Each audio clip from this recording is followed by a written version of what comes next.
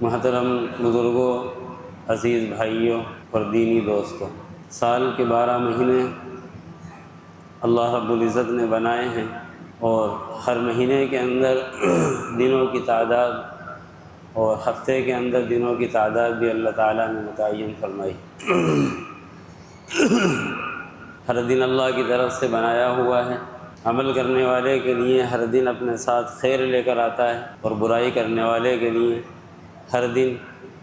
اپنے ساتھ شر لے کے آتا ہے۔ لیکن سال کے ان 12 مہینوں میں اللہ رب العزت نے کچھ مخصوص ایام کو اپنی طرف سے فضیلت بخشی ہے اور قابل احترام بنایا ہے۔ یہ محرم کا مہینہ جس سے اسلامی سال کا آغاز ہوتا ہے، اس کو بھی اللہ تعالیٰ نے قابل احترام بنایا ہے، اور 4 مہینے ایسے ہیں جن کا ذکر قرآن کریم کے اندر کیا گیا کہ اللہ تعالیٰ نے ان 4 مہینوں کو اپنی جانب سے خصوصی احترام اور خصوصی فضیلت بخشی۔ 3 مہینے یہ جو مسلسل ہیں، ذی القعدہ کا مہینہ، ذی الحجہ کا مہینہ، محرم کا مہینہ اور ایک رجب کا مہینہ، منہا اربعۃ حرم۔ قرآن کریم کے اندر اللہ تعالیٰ نے ذکر فرمایا کہ یہ 4 مہینے قابل احترام ہیں۔ ان کے قابل احترام ہونے کی وجہ کیا ہے، خصوصی طور پر ان کو عزت کیوں بخشی گئی ہے، اللہ ہی جانتا ہے۔ اور جس چیز کو قرآن کریم نے اور نبی اکرم صلی اللہ علیہ وسلم نے بیان نہیں فرمایا، نہ تو اس کو سمجھنے کی ضرورت، نہ اس کے پیچھے پڑنے کی ضرورت۔ یہ سال کا آغاز ہے۔ یہاں پر ایک بات تو یہ سمجھنے کی ہے کہ اسلامی سال کا آغاز ہو یا شمسی اعتبار سے سال کا آغاز ہو، بہت سے لوگ سال کے آغاز پر جشن مناتے ہیں، مبارکباد پیش کرتے ہیں، خوشیوں کا اظہار کرتے ہیں، لیکن نئے سال کے آغاز پر کم از کم اس کا بھی خیال رکھنا چاہیے کہ اللہ رب العزت نے جو مدت اور جو مہلت ہمیں زندگی گزارنے کی دی تھی، جس مہلت کے اندر ہم اپنے آپ کو کچھ بنا سکتے تھے اور اپنی غلطیوں کو درست کر سکتے تھے، اس متعین مہلت میں سے اللہ رب العزت نے 1 سال ہمارا اور کم کر دیا ہے۔ تو بظاہر یہ موقع خوشی کا نہیں ہوتا، بلکہ احتساب کا ہوتا ہے، جائزے کا ہوتا ہے کہ انسان اپنا جائزہ لے کہ جو سال گزرا ہے اس سال کے اندر گناہوں کی تعداد زیادہ تھی یا نیکیوں کی تعداد زیادہ تھی۔ اگر گزرے ہوئے سال کے اندر ہم نے نیکیاں کی ہیں، اپنے آپ کو بہتر بنانے کی فکر کی ہے،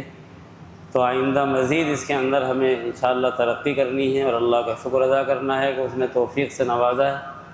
اور اگر کوتاہی ہو گئی ہے تو آئندہ سال کے اندر اس کوتاہی پر انشاءاللہ ہمیں توجہ دینی ہے اور کوتاہی کو دور کرنے کی فکر کرنی ہے، اور جو غلطی گزشتہ سال ہو گئی ہے اس پر اللہ تعالیٰ سے توبہ اور استغفار کرنا ہے۔ یہ ہے نئے سال کا پیغام۔ محرم کے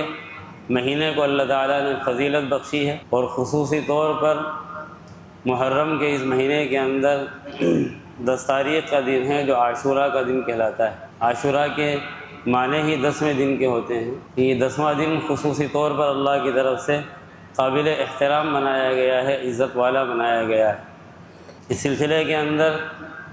بھی ایک غلط فہمی کا شکار امت مسلمہ کے افراد ہیں، اور وہ یہ کہ ہم میں سے بہت سے لوگ یہ سمجھتے ہیں کہ حضرت امام حسین رضی اللہ تعالی عنہ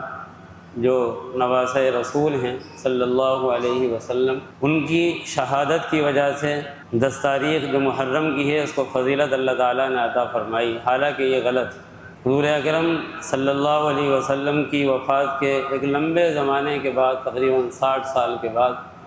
حضرت حسین کی شہادت ہوئی، حالانکہ حضور اکرم صلی اللہ علیہ وسلم کی حیات طیبہ میں بھی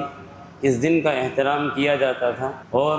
10 تاریخ کا روزہ تو باقاعدہ فرض تھا امت محمدیہ پر رمضان کے روزوں کے فرض ہونے سے پہلے۔ جب تک رمضان المبارک کے روزے فرض نہ ہوئے، 10 محرم کا روزہ امت محمدیہ پر فرض تھا، اور حضور اکرم صلی اللہ علیہ وسلم، آپ کے صحابہ اس روزے کو رکھنے کا اہتمام فرمایا کرتے تھے۔ ہاں، یہ بات الگ ہے کہ حضرت حسین رضی اللہ تعالی عنہ کی فضیلت کو اللہ تعالیٰ نے مزید اس طرح بڑھایا کہ ان کی شہادت کے لیے اس دن کا انتخاب فرمایا جو اس دن اللہ رب العزت کے نزدیک قابل احترام تھا، یعنی 10 محرم کا دن۔ تو اس طرح حضرت امام حسین رضی اللہ تعالیٰ عنہ کی فضیلت میں مزید اضافہ ہو جاتا ہے کہ اللہ تعالیٰ نے ایک معزز اور قابل احترام دن کے اندر ان کو اپنے پاس بلایا، ان کو وہ درجہ عطا فرمایا جس درجے پر اللہ تعالیٰ نے بڑے انعامات رکھے، بڑی فضیلتیں رکھی۔ حضور اکرم صلی اللہ علیہ وآلہ وسلم 10 تاریخ کا روزہ رکھتے رہے، لیکن جب رمضان المبارک کے روزے امت محمدیہ پر فرض کر دیے گئے تو امت مسلمہ پر یہ روزہ پھر فرض نہ رہا، اور پھر اس روزے کی حیثیت سنت اور مستحب کی ہو گئی۔ جب اگر کوئی اس روزے کو رکھنا چاہتا ہے تو اس کے لیے یہ روزہ رکھنا سنت ہوگا اور مستحب ہوگا۔ آپ صلی اللہ علیہ وآلہ وسلم مدینہ منورہ میں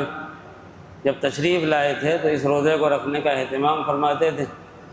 لیکن انتقال سے 1 سال پہلے جب صحابہ نے حضور اکرم صلی اللہ علیہ وسلم سے یہ بات عرض کی کہ اللہ کے رسول اس دن کے روزے کے رکھنے کا آپ نے ہمیں حکم فرما رکھا تھا، اگرچہ کہ فرضیت ساقط ہو چکی تھی لیکن صحابہ پھر بھی اس روزے کو رکھا کرتے تھے، تو انہوں نے آپ صلی اللہ علیہ وسلم سے عرض کیا کہ آپ نے اس روزے کے رکھنے کا ہمیں حکم فرمایا ہے، حالانکہ یہودی بھی اس دن کا روزہ رکھتے ہیں۔ جب پوچھا گیا تو یہودیوں نے اس کی وجہ یہ بیان کی کہ اللہ تعالیٰ نے حضرت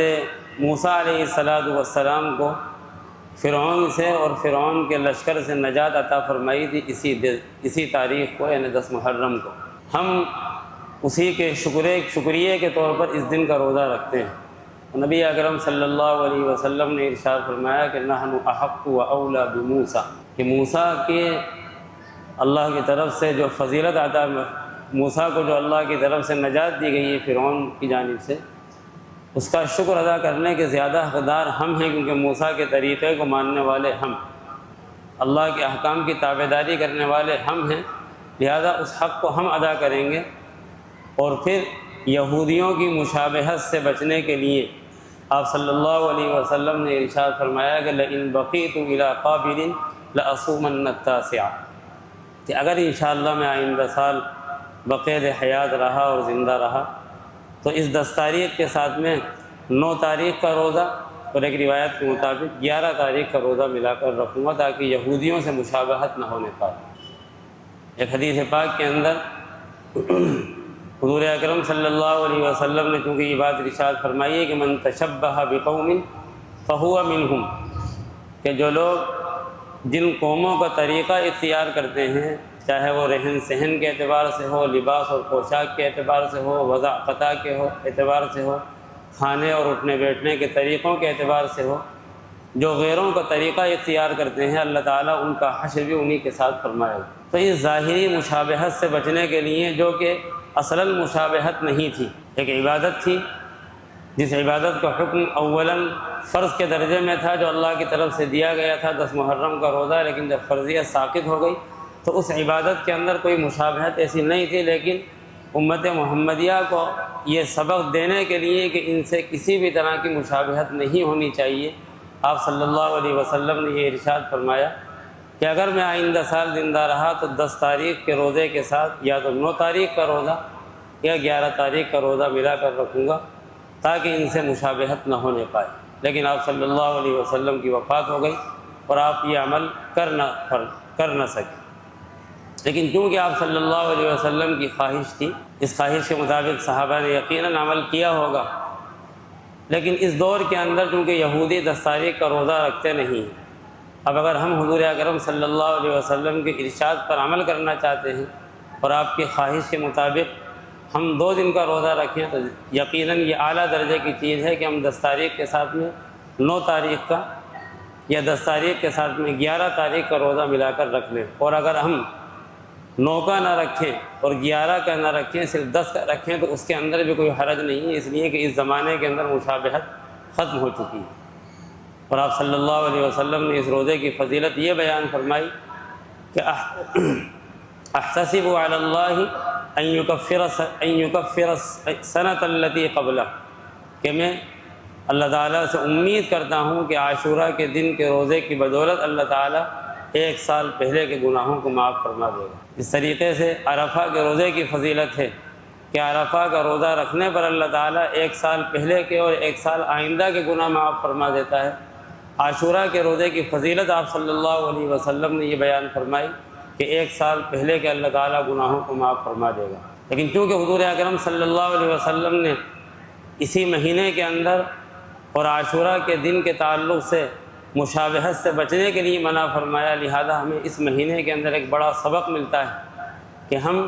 غیروں کی مشابہت سے بچنے کی پوری فکر کریں۔ ہم ہر نماز کے اندر کہتے ہیں کہ اہدنا الصراط المستقیم صراط الذین انعمت علیہم غیر المغضوب علیہم ولا الضالین، کہ اللہ تو ہمیں ان لوگوں کا راستہ دکھلا دے جن لوگوں پر تو نے انعام فرمایا ہے، اور جن لوگوں پر اللہ تعالیٰ نے انعام فرمایا ہے اس کا بھی ذکر قرآن کریم کے اندر بیان کیا گیا کہ اولئک الذین انعم اللہ علیہم من النبیین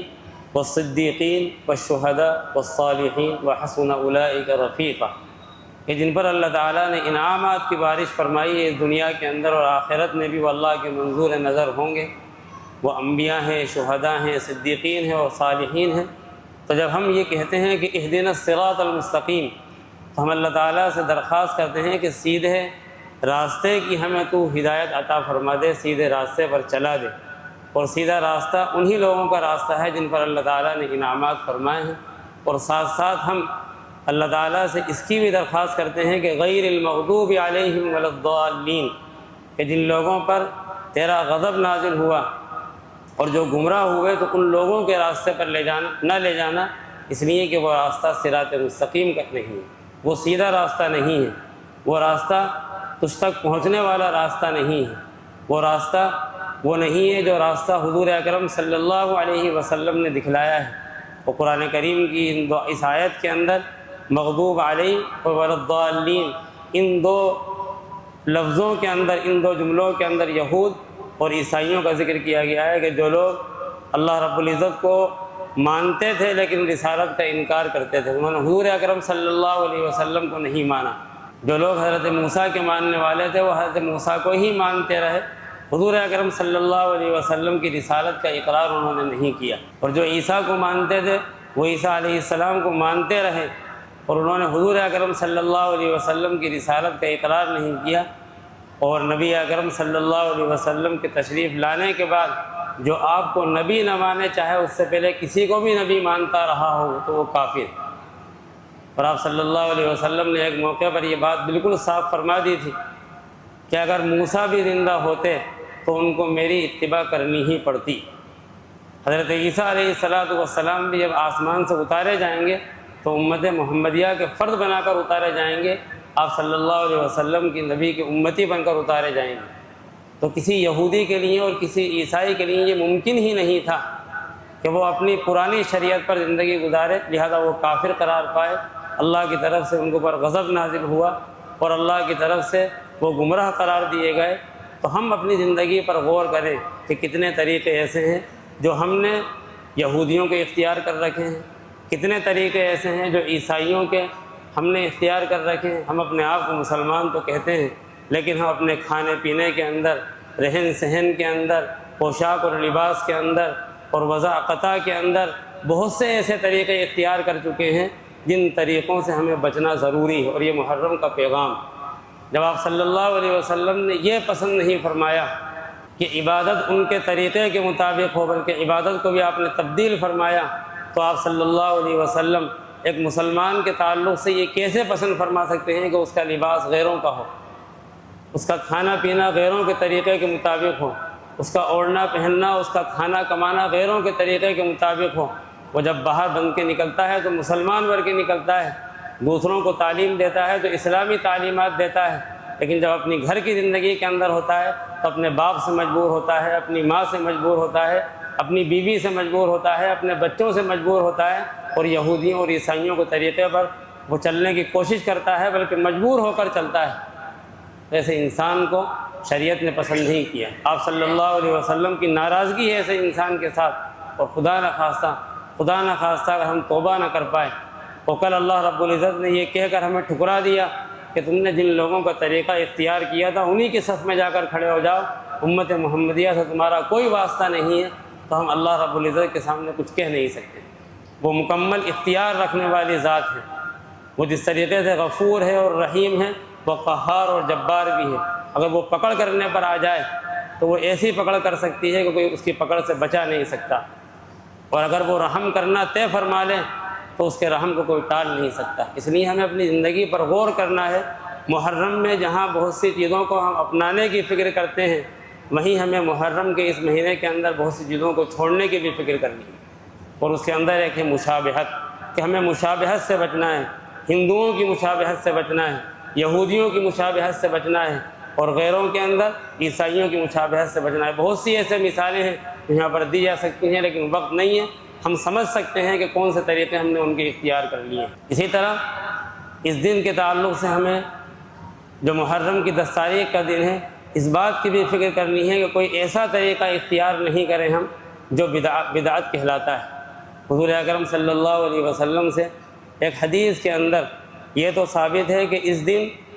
انسان اپنے دسترخوان کو وسیع کر لے اپنے گھر والوں کے لیے، یعنی کہ محلے کے اندر بانٹتا رہے اور گھر والوں کو بھوکا رکھے۔ جو اپنے گھر والوں کے لیے دسترخوان کو وسیع کرتا ہے، بہتر سے بہتر اس دن کھلانے کی کوشش کرتا ہے اور زیادہ پکاتا ہے اپنے گھر والوں کے لیے، اور اللہ تعالیٰ نے وسعت دی ہے تو گھر والوں میں اور دیگر لوگوں کو بھی شامل کر لیتا ہے، تو اللہ تعالیٰ اس کے لیے پورے سال رزق کے اندر وسعت کا وعدہ فرماتا ہے۔ لیکن کسی ایک خاص کھانے کو ہم پکڑ لیں کہ اگر کھچڑا نہیں بنے گا تو محرم نہیں ہوگا، شربت نہیں بنے گا تو محرم نہیں ہوگا، فلاں کھانا نہیں بنایا جائے گا تو محرم نہیں ہوگا، تو یہ سیدھی سیدھی بدعت ہے۔ کسی ایک کھانے کو ہم نہ پکڑیں، اللہ رب العزت نے جو بھی ہمیں دیا ہے اس کے مطابق ہم اپنے دسترخوان کو وسیع کر سکتے ہیں، اور وسیع کرنا چاہیے۔ اور اسی طریقے سے اس مہینے کے اندر حضرت حسین رضی اللہ تعالیٰ عنہ کی ذات کو لے کر جو بہت سے طریقے غیروں نے اختیار کر لیے ہیں، جو یقیناً کفر کے قریب پہنچ چکے ہیں یا کافر ہو چکے ہیں، یعنی شیعہ حضرات، ان کے طریقے سے ہمیں بچنا ہے۔ جیسا کہ انہوں نے طریقہ اختیار کر رکھا ہے کہ وہ حضرت حسین رضی اللہ تعالیٰ عنہ کا دم بھرنے کے لیے اپنے گریبان کو چاک کرتے ہیں، مزدوروں کو مزدوری دے کر وہ نوحہ کرواتے ہیں، اپنے جسموں کو پٹواتے ہیں، آگ کے اوپر چلتے ہیں، تعزیہ داری کرتے ہیں۔ یہ ساری چیزیں ممنوع ہیں۔ اللہ رب العزت نے قرآن کریم کے اندر جہاں ان 12 مہینوں کا تذکرہ فرمایا، اور 12 مہینوں کے اندر جہاں ان 4 مہینوں کا تذکرہ فرمایا کہ منہا اربعۃ حرم ذالک الدین القیم، وہیں اللہ تعالیٰ نے یہ بات بھی ارشاد فرمائی کہ فلا تظلموا فیہن انفسکم، کیونکہ اللہ تعالیٰ کو یہ بات، وہ عالم الغیب ہے، ہر چیز کو جانتا ہے۔ جو کام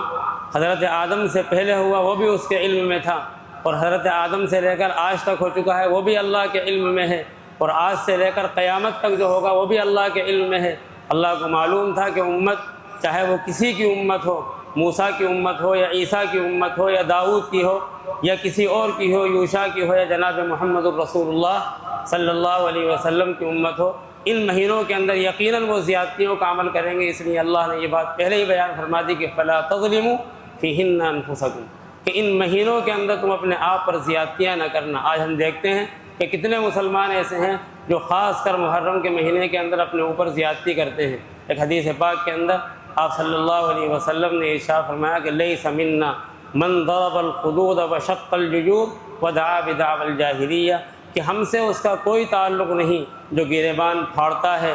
جو زمانے جاہلیت کی طرح آوازیں نکالتا ہے، اور جو اپنے منہ پر تماچے مارتا ہے، یعنی بیجا اپنی ذات کو نقصان پہنچاتا ہے، حضرت حسین کا دم بھرتا ہے اور جھوٹ بولتا ہے اللہ کے نام پر، اس سے ہمارا کوئی تعلق نہیں۔ ایک حدیث پاک کے اندر آپ صلی اللہ علیہ وسلم نے یہ بات بھی ارشاد فرمائی کہ 2 چیزیں لوگوں کے اندر کفر کی آ گئی ہیں، یعنی کفریہ طریقے پر اور کفریہ عمل لوگوں نے اختیار کر لیے ہیں۔ ان میں سے ایک تو یہ ہے کہ کسی کو نسب کی گالی دینا،